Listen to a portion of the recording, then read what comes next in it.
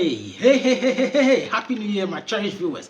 Happy New Year. We're all in 2025 in good health. The best of this year, prosperity and abundance of grace for each and every one of the viewers of this program, Politically Correct Ghana. And today being lesson 257. Today being the 3rd of January 2025. I should have come earlier, but I told you on 23rd December 2024 that I was going to cough. It was just more than cough. It was malaria. It was a mix of dust and catarrh and all that stuff. But then, hey, we're back and in the seat again. Today we're going to be looking at the legal criminals, the top legal criminals of Ghana. Top legal criminals of Ghana. Take your time. You know what? It's at the time of the year that we want to be paying ex gratia. It means that we want to be paying emoluments to some of our public servants, top public servants. Interestingly, the Constitution makes room for the payment of non-politicians, like the Chief Justice Office and the Inspector General of Police Office. These two offices, we have criminalized them. You know, we have legalized a criminal activity for the office of the Chief Justice and then that of the Inspector General of Police. They are full-time workers. By the time a Chief Justice gets on retirement at 65, if he enters at the age of 50 from the High Court as a judge and progress upwards to become a Chief Justice, he would have done 15 years and contributed Social Security and National Insurance Trust, that's SNIT, for pension. So he or she is qualified for pension payment every month. Then the Constitution also gives him or her the right to be paid every month when he goes on retirement, every month to be paid as a sitting Chief Justice. So that alone, so it means that that person is paid twice, retirement twice. One as a Chief Justice, every month he or she is paid, even though retired, paid as a sitting Chief Justice. And all the benefits that goes with it, the vehicle, security, and house helps and all that. Then of course, he or she has contributed to SNIT. So every month he or she gets paid from that other part too. So 2 times. If that's not criminal for them to have watched, every 4 years, the political cycle, the Chief Justice's office, whoever occupies, is paid ex gratia.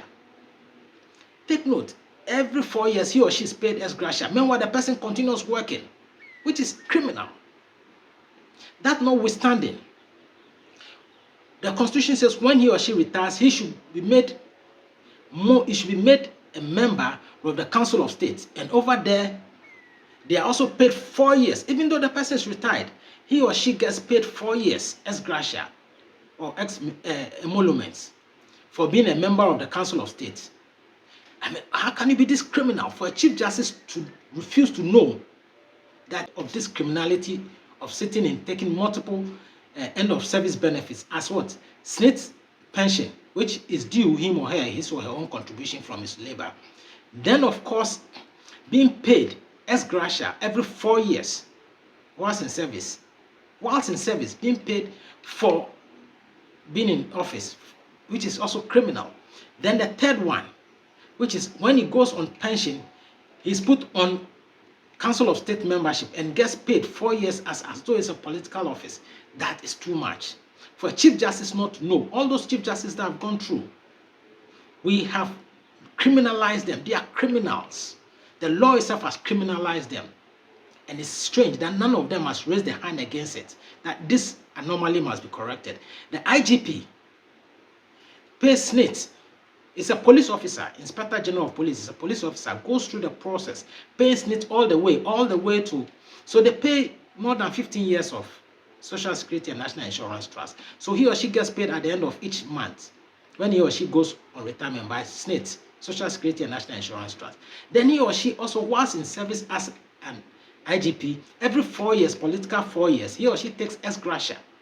When he or she is off office, he or she moves into to become a Council of State member. Then every 4 years, political 4 years, he or she is paid ex gratia there, even though retired.